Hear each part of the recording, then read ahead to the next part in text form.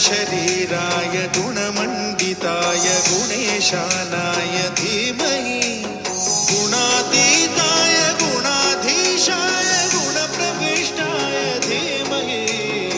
एकदन्ताय वक्रतुण्डाय गौरीतनयाय धीमहि गजेशानाय भालचन्द्राय श्रीगणेशाय